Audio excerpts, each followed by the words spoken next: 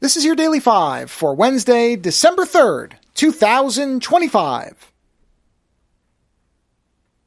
Lando and I watched a couple of commentary movies for this week. After we watched Flesh for Frankenstein, I had the idea to do spiritually anyway, a sort of play on a successor to Yes, Madam. Now, unfortunately, at least to my knowledge, Cynthia Rothrock and Michelle Yeoh never appeared in a movie again together, certainly not a martial arts film like Yes, Madam, but as that remains my favorite martial arts film of all time, I thought, I have an idea.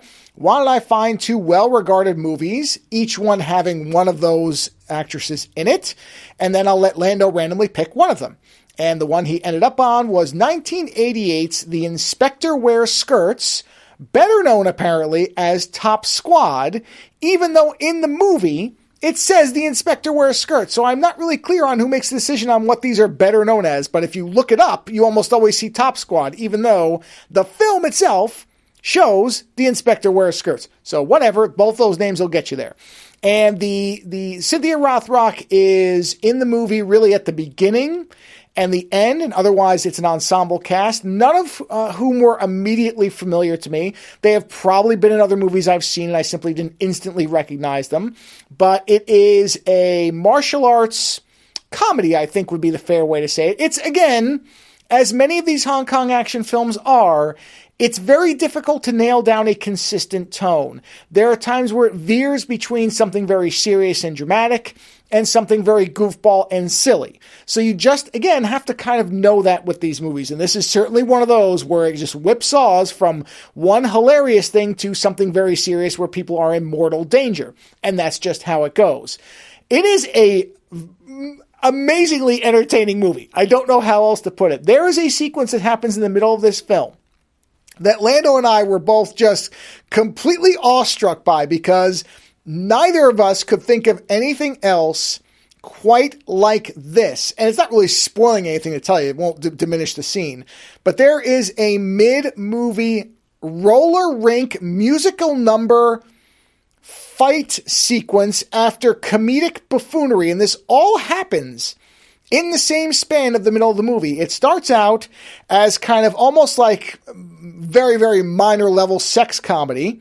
Then it goes into a full dance number with a full song, dance choreography on roller skates, all thematically fitting within the movie, and then descends into a brawl that, if it were to take place in reality, would have killed at least 5 or 6 of the combatants, because these are not mild, hijinky type of fights. These are, I'm smashing your head into a metal pipe at full force, cracking your skull type fights, much of which is also on roller skates.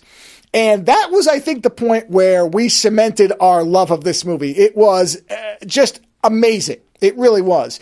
There was a character we both fell in love with. We thought she was the best thing in the movie, except for the fact that they bafflingly tried to convince anybody that this woman was overweight. Now, maybe next to somebody who weighs next to nothing, maybe next to Twiggy, she might seem like she's overweight, but in the group of women that she's in, she is maybe 5 pounds heavier than anybody else, and I don't even know if that's true. You never really get to tell, nor does it matter, but that is one of the funniest elements, is they're trying to make this one woman out to be ugly and fat, and there's no point where you're ever going to believe that.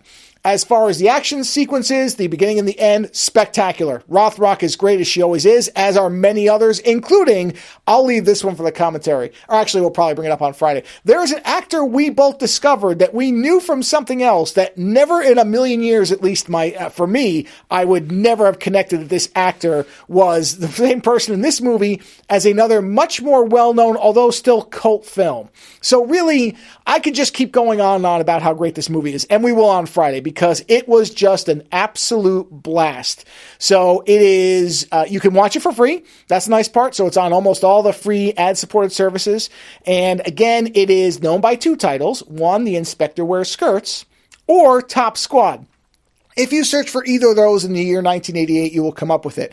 And if you are any kind of martial arts fan, or you just want to see something that you likely never seen in another movie, then I could not recommend this movie highly enough. It is just almost solidly fun beginning to end with great characters, great fighting, and honestly, what else do you really need? Later.